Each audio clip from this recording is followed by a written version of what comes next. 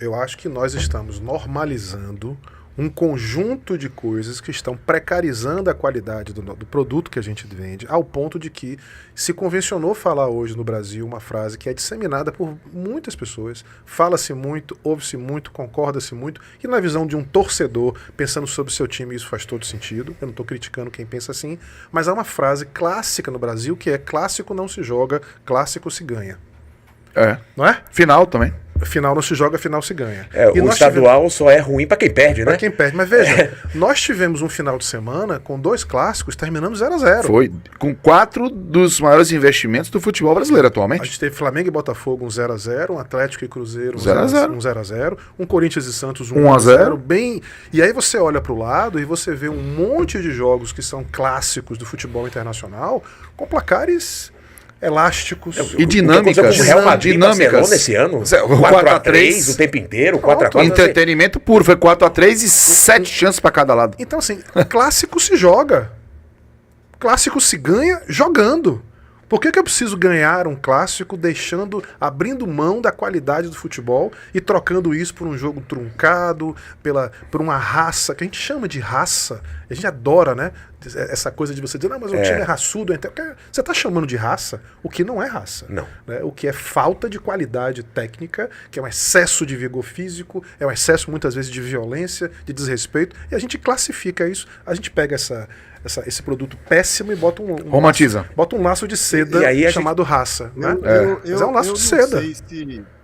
Eu não sei, Tom, se eu concordo assim, com tudo, cara, em relação ao futebol, do que você falou, assim, porque eu acho realmente que o futebol tem uma característica nesse aspecto, cara, que relaciona o torcedor com o seu clube, cara, e aí eu vou falar das famosas camadas, né, que são realmente diferentes, viu, Tom? E eu acho que o torcedor, ainda que o time dele jogue uma porcaria, mas se ele vence o clássico, cara, rapaz, tem uma importância gigantesca, viu, velho? Então, assim, eu não sei te dizer se pro torcedor, se isso não é uma questão mesmo cultural e que isso não vai mudar, entendeu?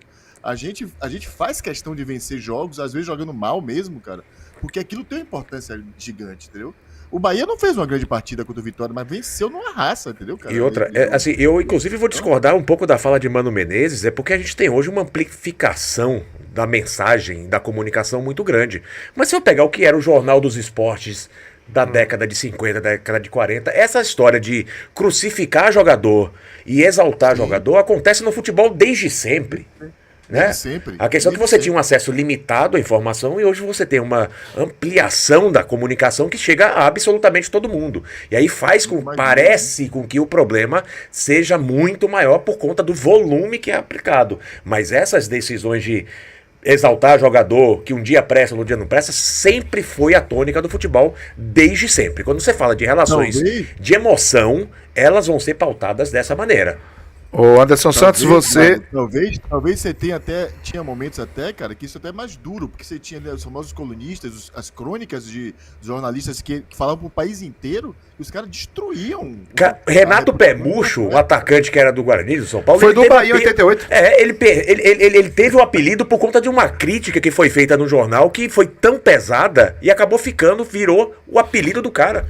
Renato Pé Murcho, cara de gols perdidos e tudo mais. Aí você olha o negócio dele e fala, não, isso só acontece agora, pelo amor de Deus.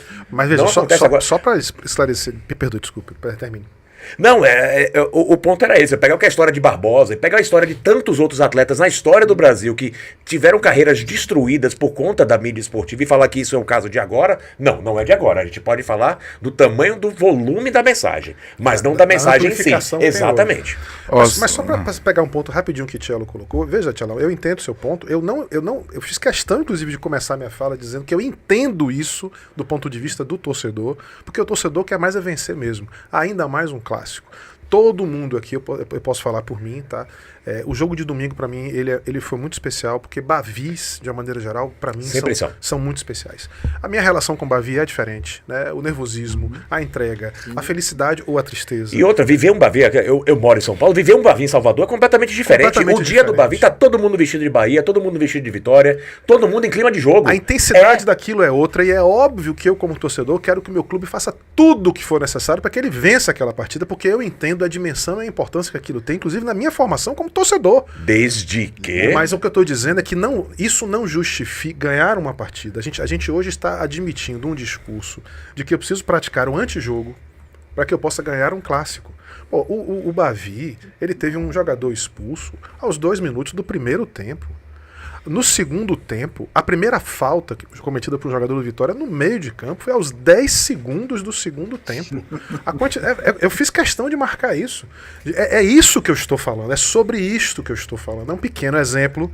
A questão não é o exemplo, a questão é o que ele significa dentro de um ambiente em que deixar de jogar virou uma justificativa para se vencer jogos grandes. E isso não é verdade no mundo inteiro. E que isso não pode ser confundido com o antijogo do time que joga com as linhas baixas, se defendendo. Isso é outra coisa completamente diferente. Isso faz parte de tática, isso faz parte do jogo. Abrir mão de jogar. São coisas diferentes. É diferente, claro, lógico. É isso. Meu ponto é esse. Futebol SA. O negócio e a paixão juntos.